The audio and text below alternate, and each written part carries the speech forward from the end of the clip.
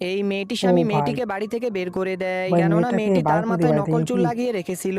তখনই হঠাৎ ও, বাতাসের কারণে মেয়েটির নকল চুলগুলো চুল একটি গাছের লাগিয়েছে। সাথে লেগে যায় এবং কি গাছটি উঁচু হওয়ার কারণে মেয়েটি তার চুলগুলো আর নিতে পারে না। তখনই মেয়েটির জামার একটি সুতো ও ভাই, গাছের সাথে জামা লেগে খুলে যাচ্ছে যায়। কেন? তারপর মেয়েটি যতই হাঁটতেছিল মেয়েটির জামা ততই ছোট হতে লাগতেছিল এবং কি ভাই রাস্তাঘাটে সবাই দেখে সবাই মেয়েটিকে হাসাহাসি দেখে করছে হাসতে মেয়েটাকে থাকে। দেখে। তারপর মেয়েটি একটি শপ দেখতে পায় যেখানে কিনা মেয়েটি তার জন্য জামা কাপড় কিনতে ও, পারবে। জামা তখন কিনবে। মেয়েটি ভিতরে ঢুকে তার জন্য জামা চয়েস করতেছিল।